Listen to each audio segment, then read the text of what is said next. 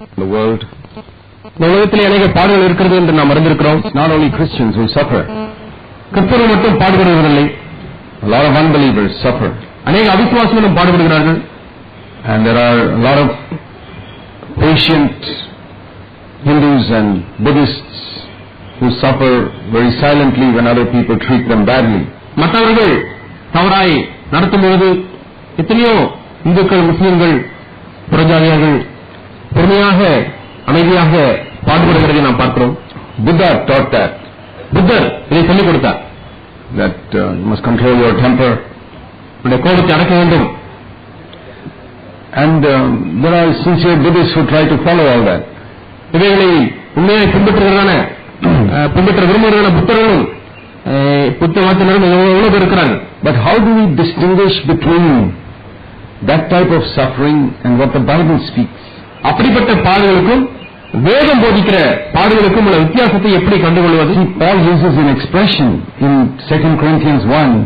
2 கொரிந்தியர் 1ஆம் அதிகாரத்திலே பவுல் ஒரு பதத்தை பயன்படுத்துகிறார். He's in verse 5 that the sufferings of Christ are ours in abundance. அங்கே 2 Corinthians 1 verse 5. 2 கொரிந்தியர் 1ஆம் அதிகாரம் 5ஆம் வசனத்திலே அவர் சொல்லுகிறார், கிறிஸ்துவுடைய பாடுகள் எங்களிடத்திலே பெருகிறது போல அவருடைய ஆறுதலும் எங்களுக்குள்ளே பெருகிறது. What is the difference between sufferings and sufferings of Christ? பாடுகளுக்கும் கிறிஸ்துவின் பாடுகளுக்கும் என்ன வித்தியாசம்? What is the difference between sufferings of Buddha and sufferings of Christ? புத்தருடைய பாடுகள், கிறிஸ்துவுடைய பாடுகள் இரண்டுக்கும் என்ன வித்தியாசம்? Always Paul speaks about his sufferings, Christ's sufferings. எப்பொழுதுமே பவுல் பேசும்போது அவருடைய பாடுகள் அல்லது கிறிஸ்துவுடைய பாடுகள் என்றே அவர் சொல்கிறார். There is no virtue in suffering. வெறும் பாடுபடுவதிலே பிரயோஜனம் இல்லை. In Iraq, people were suffering under Saddam Hussein. Iraq தேசத்திலே சதாம் ஹுசேனுடைய சர்வாதிகார ஆட்சியின் கீழாக எவ்வளவு மக்கள் பாடுபட்டார்கள். Suffered much more than many Christians have suffered. அநேக கிறிஸ்தவர்கள் படுகிற பாடுகளை காட்டிலும் அவர்கள் எவ்வளவு பாடுகளை பெற்றிருக்கிறார்கள். And they could not do anything. அவர்களால் ஒன்றும் செய்ய முடியவில்லை. They had to suffer quietly. Their children died. So many things happened. அவங்க பிள்ளைகள் மரித்தார்கள், எவ்வளவோ பாடுகளை அமைதியாகப்பட்டார்கள். No benefit came from that because it is not the sufferings of Christ. ஆனால் அந்த பாடுகளுக்கு எந்த ஒரு பலனும் இல்லை. ஏனென்றால் அந்த பாடுகள் கிறிஸ்துவுடைய பாடுகள் அல்ல. You can also suffer in many ways and it may produce no benefit in your life because it is not the sufferings of Christ. உடைய வாழ்க்கையிலே நீ அநேக பாடுகளுக்குள்ளாக கடந்து செல்லலாம், அதிலே ஒரு பிரயோஜனமும் இல்லை. ஏனென்றால் அது கிறிஸ்துவுடைய பாடுகளாக இல்லை. You can have a very wicked husband or a wicked wife. There are a lot of people in the world like that. ஒருவனை மிகவும் கடினமான மனைவியுடையவர்களாக இருக்கலாம் அல்லது கடினமான புருஷனுடைய மனைவியாக இருக்கலாம். உலகத்திலே கூட அப்படி இருக்கிறார்கள். Paul speaks in Philippians 3:10 of the fellowship of Christ's sufferings. கிறிஸ்துவுடைய பாடுகளின் ஐக்கியம் என்று சொல்லி பிலிப்பியரிலே 3:10 பவுல் சொல்கிறார். How do you know that in your suffering you are having a fellowship with Christ's suffering? உன்னுடைய பாடுகளிலே கிறிஸ்துவோடு கூட எனக்கு ஐக்கியம் இருக்கிறது என்று எப்படி நீ கண்டுபிடிக்கலாம்? Or whether it is just suffering like Buddha taught people to suffer. அல்லது புத்தர் போதித்தது போல வெறும் பாடுகளா? I have heard that somebody came to Buddha once in the forest and tried to irritate him. அந்த காட்டிலே புத்தர் உட்கார்ந்து கொண்டிருக்கும் போது அந்த புத்தரை எப்படியாவது எரிச்சு விட்டும்படியாக கோபப்படுத்தும்படியாக ஒரு சிலர் வந்தார்கள் காட்டிற்கு. And he said, you cannot make me angry today. அவர் சொன்னார், இன்றைக்கு என்னை நீ கோபப்படுத்த முடியாது என்று சொன்னார். You have come 10 years too late. நீ 10 வருஷம் தாமதமா வந்துட்ட என்று சொன்னார். 10 years ago if you came you could have irritated me. 10 வருஷத்துக்கு முன்னாடி நீ வந்திருந்தீனா என்னை ஈஸியா கோபப்படுத்திருக்கலாம். Today I have got enlightenment and I cannot get angry. இன்றைக்கு எனக்கு வெளிப்பாடு கிடைத்திருக்கிறது, ஆகவே நான் கோபமடைய மாட்டேன் என்று சொன்னார். How do we distinguish between that and Jesus not getting angry? அவர் கோபப்படாமல் இருக்கிற வாழ்க்கைக்கும் இயேசு கோபப்படாமல் இருக்கிற வாழ்க்கைக்கும் எப்படி நாம் வித்தியாசப்படுத்தி பார்ப்பது? If we don't understand that, இதை நாம் புரிந்து கொள்ளாவிட்டால் many people in our churches who keep talking about taking up the cross and take up the cross, it may be the sufferings of Buddha. இந்த வித்தியாசத்தை நாம் விளங்கிக் கொள்ளாவிட்டால் நம்முடைய சபையிலே அநேகர் பாடுபட்டுக் கொண்டிருக்கலாம். அந்த பாடுகள் அவரை நான் சிலுவையில் சுமக்கிறேன் என்று எண்ணிக்கொண்டிருக்கலாம். ஆனால் புத்தர் படுகிற பாடலை போல அமைதியா இருப்பது. Buddha also kept quiet. Buddha அமைதியா இருந்தார். How do you know yours is sufferings of Buddha or sufferings of Christ? நீ படுகிற பாடு புத்தருடைய பாடுகளா அல்லது கிறிஸ்துவுடைய பாடுகளா எப்படி அடையாளம் கண்டு கொள்வது? It's very important. Otherwise we don't get any fruit from it. இது மிக முக்கியம். ஏன்னு சொன்னால் இல்லாத பட்சத்திலே அப்படிப்பட்ட பாடுகளுக்கு பலனே இருக்காது. Now see what we read in 1 Peter chapter 2. இப்போது 1 பேதுரு 2ஆம் அதிகாரத்திலே வாசித்தோமே அதை பார்ப்போம். It says Christ suffered, verse 21, leaving you an example. கிறிஸ்து உங்களுக்காக பாடுபட்டு ஒரு அடிச்சுவடையை மாதிரியை பின்வைத்து போனார். What is the example? Now let us see carefully. இப்போது நாம் கவனமாய் அந்த மாதிரி என்ன என்று பார்ப்போம். Okay, look at verse 23. 23ஆம் வசனம். When he was reviled, he did not revile in return. அவர் ஐயப்படும் போது பதில் வையாமல் இருந்தார். Buddha also did that. புத்தரும் அப்படி இருந்தார். When somebody reviles you, you don't revile in return, you are like Buddha. உன்னையும் ஒரு வைகிறார்கள், நீ திரும்ப வையாமல் இருக்கிறாய், நீ புத்தரை போல இருக்கிறாய். While suffering, he uttered no threats. பாடுபடும் போது பயமுறுத்தாமல் இருந்தார். Buddha did that. புத்தரும் அப்படி இருந்தார். And when you are suffering, you don't utter any threats. நீங்களும் follower of Buddha. நீங்களும் பாடுபடும் போது நீங்கள் பயமுறுத்தாமல் இருக்கிறீர்கள், நீங்களும் புத்தருடைய ஒரு சீஷனா இருக்கிறீர்கள். But ஆனால் there was something more that Jesus did. இயேசு செய்தது இதை காட்டிலும் ஒரு படி அதிகமாயிருந்தது. And that is what makes your sufferings the sufferings of Christ. அது மட்டுமே உங்களுடைய பாடுகளை கிறிஸ்துவின் பாடுகளாய் மாற்றுகிறது. See the last part of that verse. இந்த வசனத்தின் கடைசி பகுதியிலே பாருங்க. He kept entrusting himself to him who judges righteously. நியாயமாய் தீர்ப்பு செய்கிறவருக்கு தம்மை ஒப்புவித்தார். He wasn't just enduring like a strong person to all these attacks on him.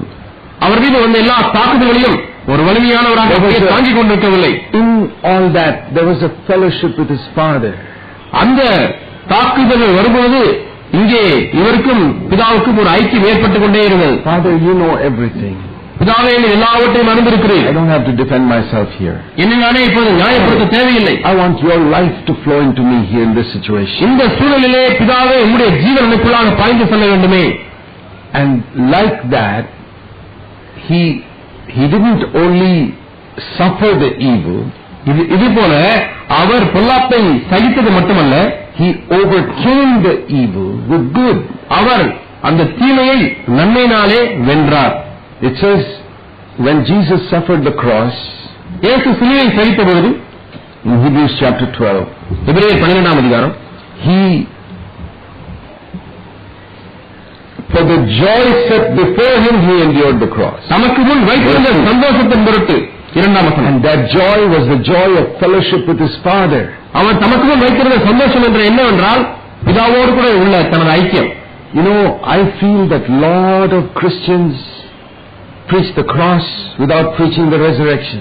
அநேக கிறிஸ்தவர்கள் உயிர்த்தெழுதல் இல்லாத ஒரு சிலுவையை தான் பிரசங்கித்துக் கொண்டிருக்கிறார்கள். A lot of people who talk about taking up the cross are also taking up the cross. There's no resurrection there. சிலுவையை சுமக்கிறவர்கள் கூட சிலுவை சுமந்தவர்களே இருக்கிறார்கள், அங்கே ஒரு உயிர்த்தெழுதல் இல்லை. That is why there's no joy in their life. அதுதான் அவருடைய வாழ்க்கையில ஒரு சந்தோஷம் இல்லை. Long face they are taking up the cross. என்ன பண்றது? நீண்ட முகத்தோடு துக்க முகத்தோடு கூட பாடல்களை செலுத்திக் கொண்டிருக்கிறார். Buddha, அந்த புத்தருடைய பாடல். In the sufferings of Christ, there was joy and a light on my face as I take up the cross. கிறிஸ்துவுடைய பாடல் என்று சொன்னால் நான் சிலுவையை சுமக்கும் பொழுது சகிக்கும் பொழுது என்னுடைய முகத்தில் ஒரு பிரகாசம், ஒரு சந்தோஷம். Like Jesus could say to the daughters of Jerusalem, don't weep for me, I'm all right. எனக்காக அழாதீர்கள், நான் சரியாக இருக்கிறேன் என்று சொன்னது போல நீங்கள் feel sorry for me, வேண்டாம், நான் நன்றாக தான் இருக்கிறேன். In the sufferings of Christ, there is a joy and a light in our face. கிறிஸ்துவுடைய பாடலிலே நம்முடைய முகத்திலே ஒரு சந்தோஷம் பிரகாசம் இருக்கும். When you see people taking up the cross and talking about the cross with a long face, ஒரு நீண்ட முகத்தோடு கூட sufferings of Buddha, I'm not interested in. ஒரு நீண்ட முகத்தோடு கூட துக்கத்தோடு கூட ஆமாம் பிரதர் நானும் பாடுபட்டுக் கொண்டிருக்கிறேன் சிலுவை சுமக்கிறேன் என்று சொன்னால் சந்தேகம் சொன்னால் புத்தருடைய பாடல்கள் தான். That yoke is heavy. அந்த நுகமானது பாரமாய் இருக்கிறது. The yoke of Jesus is light. இயேசுவுடைய நுகமும் மெதுவாய் இருக்கிறது. His yoke is easy, his burden is light. அவருடைய சுமை லகுவாயும் அவருடைய நுகம் மெதுவாயும் இருக்கிறது. How do I know this? அதை எப்படி நான் கண்டுபிடிப்பது? Because I have gone on both ways. ஏன்னு சொன்னால் நான் ரெண்டு வழிகளிலே நான் சென்றேன். How miserable my life was when I was carrying this cross of Buddha. புத்தருடைய சிலுவையை நான் சுமந்து வாழ்க்கையே பரிதாபமா இருந்ததை அனுபவித்திருக்கிறேன். There was no joy in my life. என்னுடைய வாழ்க்கையில் சந்தோஷமே இல்லை. And I made other people miserable also. அது மற்றவர்களையும் துக்கத்துக்குள்ளாய் மாற்றிவிட்டது. It is a legalistic religion which is a counterfeit of the true religion of faith of Jesus Christ. உண்மையான இயேசு கிறிஸ்துவின் விசுவாசத்தின் மூலமாய் வாழ்கிற வாழ்க்கைக்கு நேர் எதிரடியாய் பிரமாணங்களினாலே கட்டப்பட்ட ஒரு வாழ்க்கை அது. Paul says in 2 Corinthians 4:10, 2 கொரிந்தியர் 4:10 பவுல் சொல்றார், I must bear in my body the dying of Jesus. கிறிஸ்துவுடைய அந்த மரணத்தை என்னுடைய சரீரத்தில் சுமந்து திரிகிறேன் என்று சொல்றார். 2 Corinthians 4:10, 2 கொரிந்தியர் 4:10, I must bear, always carrying about in body the dying of Jesus. இயேசுவின் மரணத்தை எப்பொழுதும் எங்கள் dying of Jesus. இயேசுவின் மரணம். Not the dying of Buddha. புத்தருடைய மரணம் அல்ல. No. இல்லை இல்லை. Or not just the dying. அது வெறும் மரணம் அல்ல. A lot of speakers say you must die. அநேக இறைவனை கேட்கிறோம், மரிக்க வேண்டும், நாம் மரிக்க வேண்டும். Now do you know that sounds very spiritual? அது ஆவிக்குரியதை போல. Brother, you must die. சகோதரனே, இந்த நேரத்தில் நீங்க மரிக்கணும். You please show me in the scripture where it says that. வேதத்திலே எனக்கு காண்பீங்கள் எங்கே நீ மரிக்க வேண்டும் என்று சொல்லப்பட்டது? எங்கேயுமே சொல்லப்படவில்லை. It says I must have the dying of Jesus, not die. வெறும் மரணம் அல்ல, நான் கிறிஸ்துவின் மரணத்தை சுமக்க வேண்டும். You read this Hindu newspaper, center page. You'll always find about, they teach about this business of dying.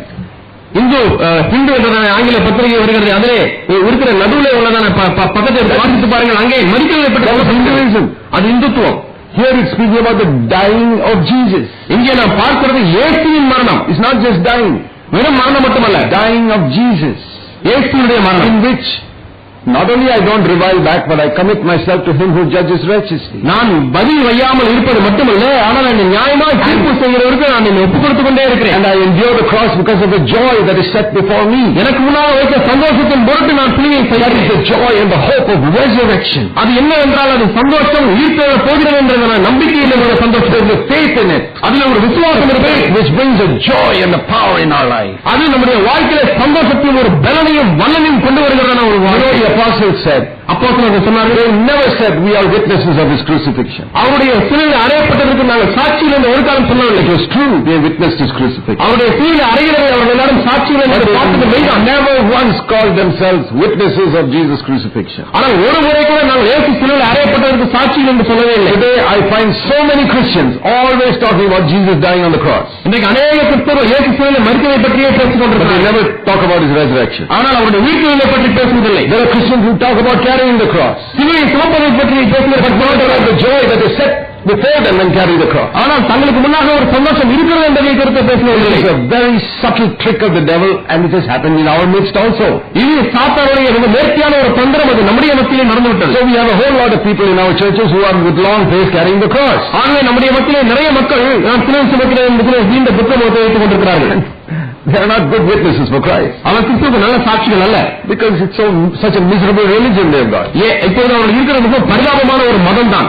There must be a joy in our hearts. நம்முடைய உள்ளங்களிலே ஒரு சந்தோஷம் இருக்க வேண்டும். It is the dying of Jesus. அது கிறிஸ்துவுடைய இயேசுவுடைய மரணமாய் இருக்கிறது. Resurrection there. ஏனென்றால் அங்கே ஒரு உயிர்த்தெழுதல் இருக்கிறது. See, for example, உதாரணமாக, let me ask you, what are the most common pictures of Jesus that you see everywhere? எல்லா இடங்களிலேயும் எவ்விதமான படத்திலே இயேசுவை சித்தரித்திருக்கிறார்கள். All over the world. உலகம் முழுவதுமா இயேசுவின் காட்சியை பார்த்தால் எப்படி இருக்கிறது? I'll tell you the three which I have seen are most common pictures of Jesus.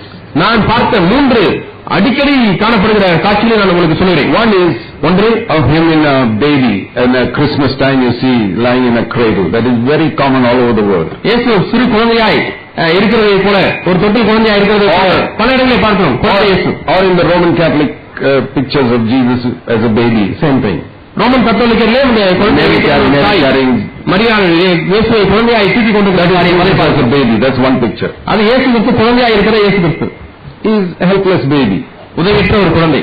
The second most common picture of Jesus is hanging on the cross. இரண்டாவது பொதுவாக சித்தரிக்கப்படக்கூடிய ஒரு படம் என்னவென்றால் இயேசு கிறிஸ்து சிலுவையிலே மரிக்கிற அந்த காட்சி. There also is helpless. Hands are nailed and legs are nailed. He can't do anything. அவருடைய கரங்கள் சிலுவையில் அறையப்பட்டிருக்கிறது, கால்கள் சிலுவையில் அறையப்பட்டிருக்கிறது. அவர் ஒன்றுமே செய்ய முடியாது, உதவியற்றவராய் தொங்கிக் கொண்டிருக்கிறார். And then there is another picture called Sacred Heart, where he looks like a woman.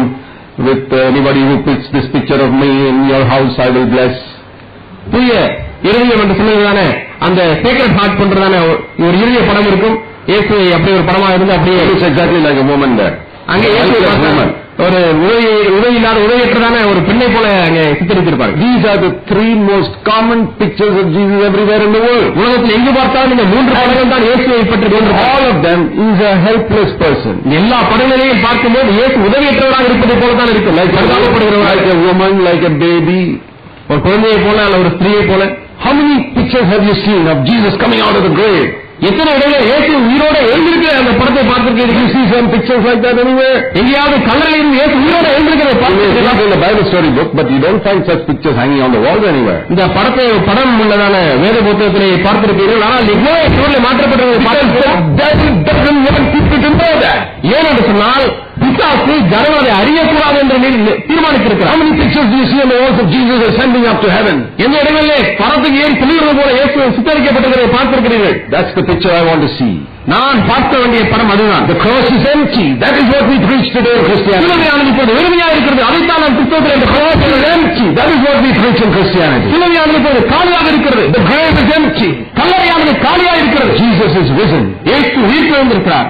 There is a life that he comes to give us. அவர் நமக்கு ஒரு ஜீவனை உயிரை கொடுக்க வந்திருக்கிறார். And his cross is a cross where he trusted his heavenly Father.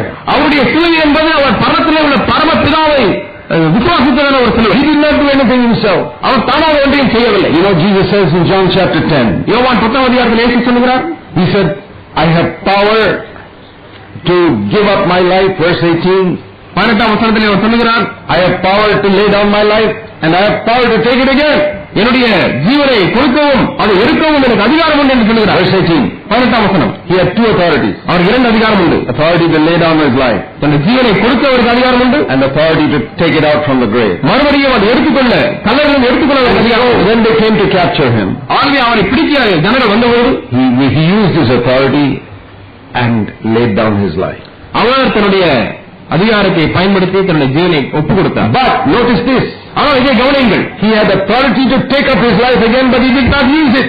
அவர் தன்னுடைய ஜீவனை மறுபடியும் எடுத்துக் கொள்வதற்கு அதிகாரம் இருந்தது, ஆனால் அதை அவர் பயன்படுத்தவில்லை. He said very clearly, I have authority to take from the grave. அதை மறுபடியும் எடுத்துக்கொள்ளவும் எனக்கு அதிகாரம் உண்டு என்று அவர் தெளிவாய் சொல்லுகிறார். But he did never used it. ஆனால் அந்த அதிகாரத்தை ஒரு காலம் ஒருபோதும் பயன்படுத்தவில்லை. His father raised him up from the dead. பிதாதான் அவரை மரித்தோரிலிருந்து உயிரோடு எழுப்பினார். Have you noticed in the Bible, it never says that Jesus raised himself from the dead? இயேசு தாமாக உயிரோடு எழுந்தார் என்று எங்கேயாவது வேதத்தில் சொல்லப்பட்டிருக்கிறதா? This verse says he had that authority, but he never used it. ஆனால் இந்த வசனத்தை பார்க்கிறோம், அதை அப்படி உயிரோடு தம்மைத்தானே எழுப்புவதற்கு அதிகாரம் இருந்தும் அதை பயன்படுத்தவில்லை. He had authority to turn stones into bread, but he never used it. கற்களை அப்பமாக்க அவருக்கு அதிகாரம் இருந்தது, ஆனால் அதை பயன்படுத்தவில்லை. If the angels could fly down from the temple top, Jesus could have easily flown down, but he never used that authority. தேவதூதர்களே மேலே இருந்து கீழே இறங்கும் போது இயேசு அந்த தேவாலயத்தின் உப்பரிலிருந்து கீழே அவரை இறங்கியிருப்பார், ஆனால் அதை பயன்படுத்தவில்லை. And he had the authority to அதிகாரம் இருந்தது. தீர்ப்பு செய்கிறவருக்கு தன்னை ஒப்புக் கொடுத்துக் கொண்டே இருந்தார். God raised him from the dead. தேவன் அவரை மரித்தோரிலிருந்து உயிரோடு எழுப்பினார். That is the dying of Jesus. இதுதான் கிறிஸ்துவின் மரணம். I follow Jesus. I don't revile. I don't react in the same way the other person treats me. நான் இயேசுவை பின்பற்றுகிறேன். நான் வையப்படுவது பதிலையாமல் நான் அதே போல நான் பிரதிபலிக்காமல் I leave it to my Father to decide when this should end. இது எப்பொழுது முடிய வேண்டும் என்பதை தீர்மானிப்பதற்கு நான் பிதாவிடத்தில் ஒப்புக் கொடுத்து விடுகிறேன். This verse which Peter preached in the Gospel in Acts chapter 2 verse 24. அப்போஸ்தலர் நடவடிக்கைகள் 2ஆம் அதிகாரம் 24ஆம் வசனத்திலே பேதுரு பிரசங்கித்ததை பாருங்கள். He tells the people there in verse 23, you fellows nailed Jesus to the cross. இயேசுவை நீங்கள் சிலுவையில் அறைந்தீர்கள் என்று அவர் பிரசங்கிக்கிறார். Godless men, the hands of godless men. தேவனற்ற ஜனங்கள் மூலமாக அவர் சிலுவையில் அடிக்கப்பட்டார். And now listen to verse 24. 24ஆம் வசனம். Jesus did not raise himself from the dead.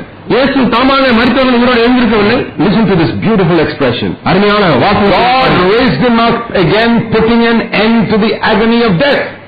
தேவன் அவருடைய மரண உபாதிகளின் கட்டை அவிழ்த்து அவரை உயிரோடு எழுப்பினார். That is a beautiful expression in English.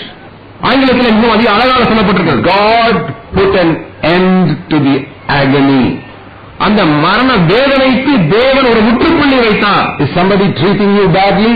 யாராவது உங்களை தவறாக நடத்திக் கொண்டிருக்கிறார்களா? Can you have faith that God will decide when to put an end to that agony? அந்த வேதனைக்கு எப்பொழுது முற்றுப்புள்ளி வைக்க வேண்டும் என்று தேவனை தீர்மானிக்க வேண்டும். That is the dying of Jesus. அதுதான் இயேசுவின் living faith. ஒரு உயிருள்ள okay, this fellow is treating me badly. இந்த மனிதன் என்னை தவறாக நடத்திக் கொண்டிருக்கிறான், மோசமாக நடத்திக் கொண்டிருக்கிறான். Continue. எவ்வளவு நாள் தான் நான் பொறுத்திருக்கிறது? I keep on committing my cause to him who judges righteously. நீதியாய் தீர்ப்பு செய்கிறவருக்கு என்னுடைய காரியத்தை ஒப்புக் கொண்டே இருக்கிறேன். I believe that God, according to this verse, will put an end to that agony one day. இந்த வசனத்தின்படி தேவன் அந்த வேதனைக்கு ஒரு நாள் முற்றுப்புள்ளி வைத்தார். He has decided when this agony should end. என்றைக்கு இந்த வேதனை முடிய வேண்டும் என்று சொல்லி அவர் தீர்மானிப்பார். I don't know. எனக்கு தெரியாது. But he decides when that agony should end and then he raise me up. அந்த உபாதைகள் அல்லது வேதனைகள் என்றைக்கு முடிய வேண்டும் என்று சொல்லி அவர் தீர்மானித்த பிறகு ஒரு in my taking up the cross I am confessing that my Father is in control of this universe. ஆகவே என்னுடைய சிலுவை சுமத்துகிற காரியத்திலே என்னுடைய பிதாவானவர் முழு அண்டசராசரத்தையும் கட்டுப்படுத்துகிறார், ஆளுகை செய்கிறார் என்று அறிக்கை செய்கிறேன். I remember when these One religious group took me to court about 6 years ago.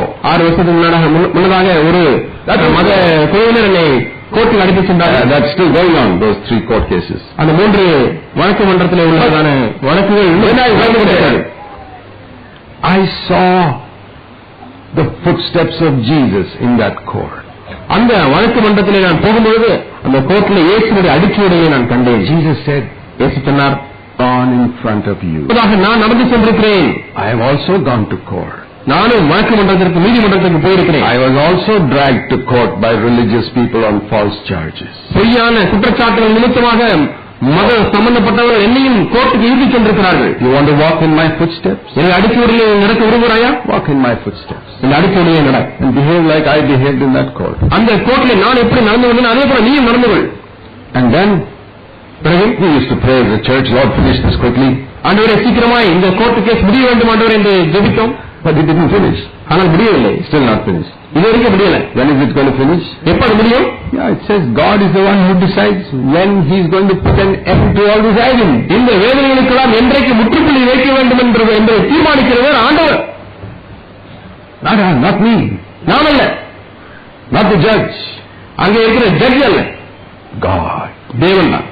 And therefore, அதுவே we live full of joy every day. ஒவ்வொரு நாளும் சந்தோஷத்தோடு தான் வாழ்கிறோம். No complaint against our enemies. நம்முடைய சத்துருக்களுக்கு மீது எனக்கு ஒரு குறை இல்லை. We do good to those who hate us. நம்மை பகைக்கிறவர்களுக்கு நன்மை செய்கிறோம். We pray for those who persecute us. நமக்கு துன்பப்படுத்துகிறவர்களுக்கு நாம் ஜெபிக்கிறோம். Don't wish any evil to them or their families. அவர்களுக்கோ அவருடைய குடும்பத்துக்கோ எந்த ஒரு பொல்லாப்பும் வரக்கூடாது என்று நான் எண்ணுகிறோம். We deal with God. ஏன்னா தேவனோடு கூட இருக்கிற one to whom we commit our cause.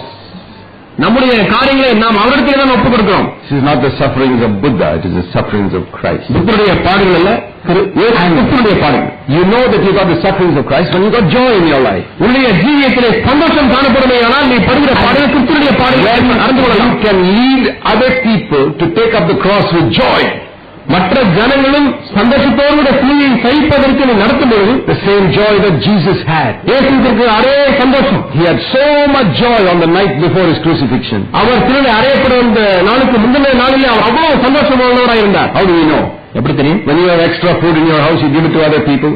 உங்க வீட்டுல சாப்பாடு நிறைய இருந்துச்சுன்னா மற்ற எல்லாருக்கும் நீங்க சாப்பாடு தரீங்க. When you have a lot of things, clothes you don't need, you give it to other people. வீட்டுல நிறைய ட்ரெஸ் இருந்துச்சுன்னா பரவாயில்ல வாங்க மற்றவங்களுக்கு கொடுக்கலாம்னு சொல்லி. And when you have so much joy in your heart, what do you?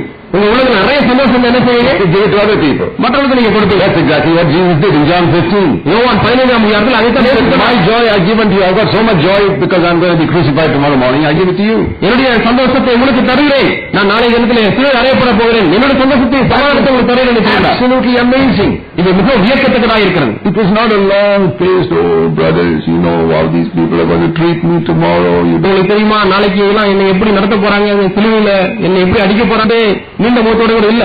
But I have decided, நான் ஒரு சத்திய பாடுங்கள்.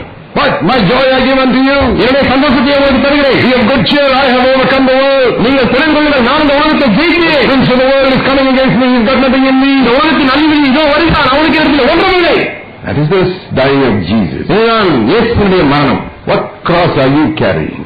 இன்றைக்கு நீ எந்த சிலுவையை சுமந்து கொண்டிருக்கிறாய்? Are you carrying some Buddhist cross or Jesus cross? கிறிஸ்துவுடைய சிலுவையை சுமந்து கொண்டிருக்கிறாயா அல்லது இயேசுவுடைய சிலுவையை சுமந்து கொண்டிருக்கிறாயா? The dying of Buddha or the dying of Jesus? புத்தருடைய மரணமா அல்லது இயேசுவுடைய மரணமா? I see so many Christians with long faces. அநேகர்கள் நீண்ட முகத்தை வைத்துக்கொண்டு அப்படியே துக்கமா இருக்காங்க. I say we have so many Buddhists here. We have to convert all these Buddhists to Christians. நிறைய புத்த மதத்தினர் நம்முடைய மத்தியில் இருக்கிறார்கள். அந்த புத்த மதத்தினரை எல்லாம் நாம் கிறிஸ்தவர்களாய் மாற்ற வேண்டும். They are good people. நம்முடைய சபையில் நல்லவர்கள் தான். They are suffering with all பாடுபட்டு கொண்டுதான் நீண்ட முகத்தை வைத்துக்கொண்டு பாடுபடுகிறார். Now you've got to tell them. இப்ப அவங்க சொல்லணும், you know Jesus rose from the dead. மரித்தவர்கள் எழுந்தார் என்று தெரியுமா? When he died, he rose up from the dead. மரிக்க மட்டும் செய்யவில்லை, உயிரோடு எழுந்தார். A lot of believers whom I meet, even in our churches, நம்முடைய சபைகளிலே நான் சந்திக்கிற அநேக விசுவாசிகள், they remind me of the apostles on the day that Jesus was buried. இயேசு அடக்கம் பண்ணப்பட்டாரே அந்த நாளிலே இருந்த அப்போஸ்தலர்களை தான் எனக்கு நினைவுபடுத்துகிறார்கள். How did those apostles look? அந்த அப்போஸ்தலர்கள் எப்படி இருந்தார்கள்? Oh, he was a good man. அவர் நல்ல மனிதனாய் இருந்தார். But he died. ஆனால் மரித்து விட்டார். But he died in a good way. நல்ல ஒரு மரணம் தான். We thought he would help us, but நம்பி இருந்தோம், ஆனால் அவர் செத்து போயிட்டார். They sit there with the long faces. அப்படியே நீண்ட முகத்தை வைத்துக் But those same apostles on the day of Pentecost, when the Holy Spirit came upon them, பரிசுத்த ஆவியானவர் மீது வந்த அந்த பெந்தேகோஸ்தே நாளில் அதே அப்போஸ்தலரை பாருங்க. you cannot believe these are the same people. அவங்க தானே இவங்களே உங்க மேல நம்ம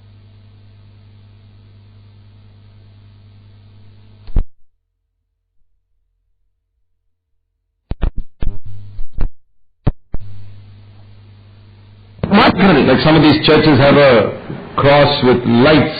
At night you can see it. சில இடங்களுக்கு நீங்க போனீங்கன்னா பெரிய சர்ச் கட்டிருப்பாங்க, அங்க மேல லைட் போட்டு ஒரு சிலுவை இருக்கும். I want the cross I take to be like that. என்னுடைய சிலுவை அப்படி இருக்குன்னு நான் விரும்புறேன். Full of light. நிறைந்த dying ஒளி நிறைந்த சிலுவை. Dying of Jesus leads to the life of Jesus coming forth in me. இயேசுவுடைய மரணம் எனக்குள்ளாக இயேசுவுடைய ஜீவன் புறப்பட்டு வருகிற ஒரு வாழ்க்கைக்குள்ளாய் நடத்துகிறது. Make sure you are not taking the wrong cross. அதற்கான சிலுவையை எடுத்துக்கொள்ளாதபடிக்கு ஜாக்கிரதை. Weak, helpless type of Jesus.